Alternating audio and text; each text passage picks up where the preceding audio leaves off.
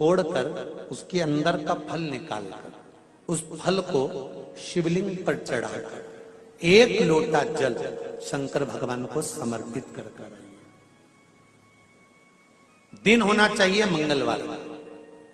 कौन सा दिन होना चाहिए? जम के बोलो जरा, मंगलवार। समर्पित करो। उसके बाद में आप विवाह के लिए अगर समर्पित करे हैं तो विवाह में देरी नहीं होगी। व्यवसाय और व्यापार के लिए या नौकरी के लिए समर्पित करे हैं तो उसमें देरी नहीं होगी। एक पत्र में आया है, सुन लीजिए, बड़ा सुंदर संवाद है। शिव महापुराण की कथा कहती है, मंगलवार को अगर शिव जी के मंदिर में, शंकर के मंदिर में जाकर 1 लोटा पानी चढ़ाया जाता है तो हमारे कार्य में उन्नति होती है।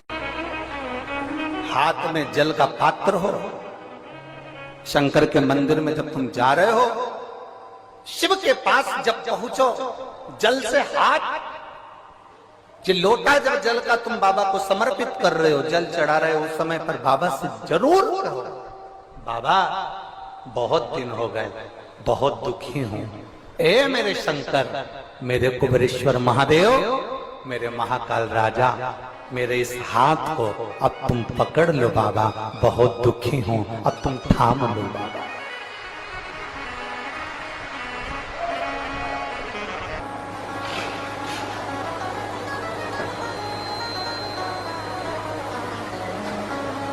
शिव महापुराण की कथा यहां तक कहती है कि यदि आप कोई मंत्र, साधना, व्रत, उपास कुछ भी नहीं जानते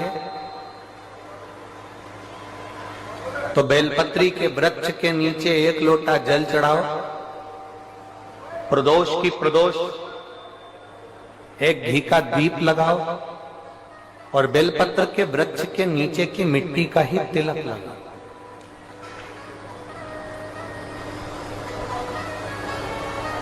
बेलपत्र के वृक्ष के नीचे की ही मिट्टी का तिलक। कथा हमको कहती है कि भगवान कभी भी सामग्री का भूखा नहीं रहा, भगवान भोलेनाथ भाव का भूखा रहा। भगवान शंकर को रिझाने के लिए सामग्री की जरूरत नहीं है। कोई चीज तुम पशुपति व्रत करने के लिए गई हो, थोड़ा सामान तुम्हारा घर पर छूट गया, मान लो तुम्हारा कंकु, रोली, मौली, चंदन, हल्दी कुछ घर पर छूट गया, बस एक चीज ना छूटे, जो 6 दिए हैं वो और प्रसाद के 3 हिस्से। जो प्रसाद तुम लेकर जा रहे हो उसके 3 हिस्से करने का सामान वो छूटना नहीं चाहिए। बाकी का तुम्हारी मोली घर पर छूट गई, रोली घर पर छूट गई, चंदन घर पर छूट गया, अगर तगर घर पर छूट गया, कपूर घर पर छूट गया, लोटा पानी का घर पर छूट गया, कोई सामान तुम्हारा घर पर छूट गया, चल जाएगा, बिल्कुल चलेगा। तुम उसमें चिंता मत करना कि मेरी थाली में ये नहीं। गणगौर की पूजन करने जाती हैं माताएं, इधर गणगौर होती है कि नहीं होती हमको नहीं मालूम।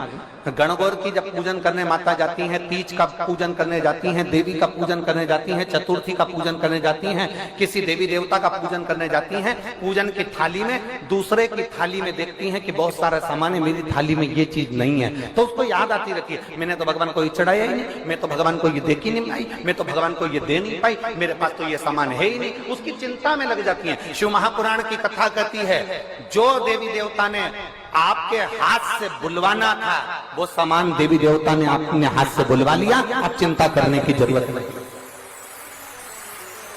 आप ये टेंशन मत लो कि मेरी थाली में ये नहीं है, मेरी थाली में ये है, ना ना, आप तो भगवान के भरोसे छोड़ दो कि तूने जो कहा मैं वो लेकर आ गया, तूने जो मुझे बुद्धि दी उस बुद्धि से मैं लेकर आ गई, तूने जो मुझे आज्ञा करी मैं वो लेकर पहुंच गई। अब मेरे पास में ये नहीं कि मैं ये भूल गई, मैं ये रह गई।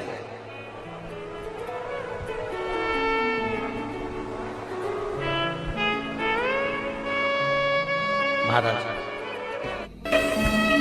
कोई व्यापार नहीं चलता हो, दिक्कत आ रही हो तो हनुमान जी के दूसरे नंबर का भाई गतिमान का स्मरण करो, हनुमान जी के उल्टे पांव का सिंदूर लाकर गतिमान का नाम लेकर स्वस्तिक बना दिया जाए व्यापार वाली जगह पर, तो व्यापार अच्छा चलने लगता है। महाराज कोई व्यक्ति पैसा खा गया, नहीं दे रहा, बहुत परेशान हो गए, मांग मांग कर दे गए, नहीं दे रहा, हाथ जोड़ लिया, पांव जोड़ लिया, सब कुछ कर लिया, नहीं दे रहा, तो हनुमान जी के तीसरे नंबर का भाई रतिमान, रतिमान, गतिमान रतिमान, रतिमान का नाम लीजिए, पीपल के पत्ते पर लाल सिंदूर से जो व्यक्ति पैसा लेकर गया उसका नाम लेकर बहते हुए पानी में अपनी कामना कर रतिमान का नाम लेकर छोड़ दीजिए। 15 दिन में रतिमान ऐसी उतावली मानक मचाता है कि उसको हाथ जोड़कर वो खुद फोन लगाकर बोलता भैया तेरा मैं पैसा लौटा दूंगा।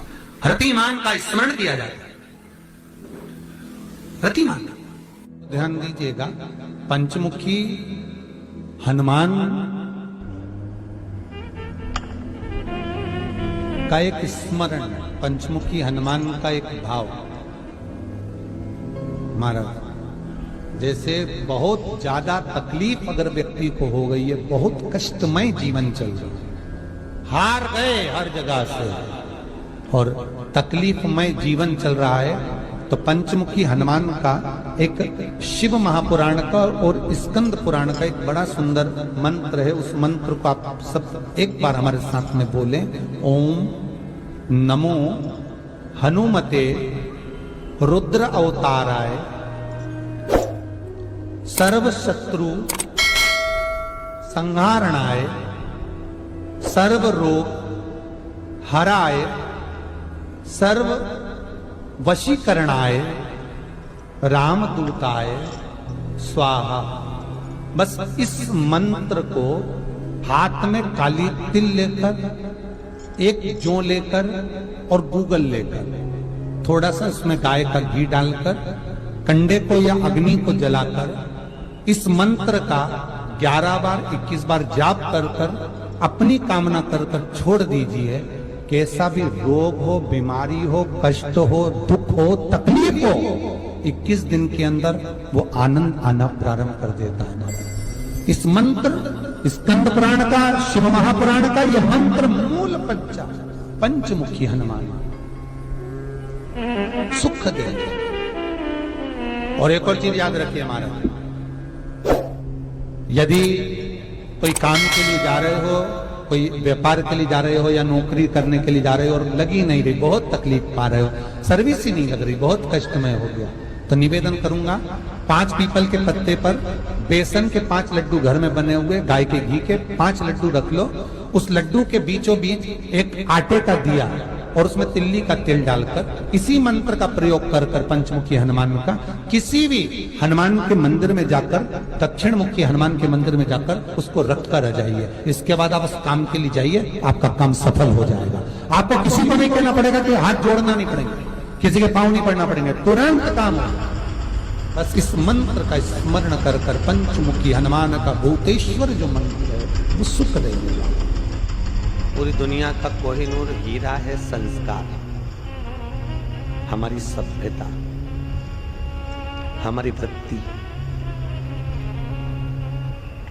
माता पिता कितने अरमान से पढ़ाते लिखाते हैं।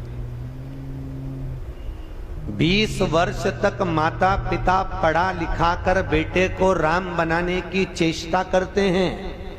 कितने वर्ष तक? 20 वर्ष तक। और 20 दिन की कुसंगति बेटे को रावण बना देती है।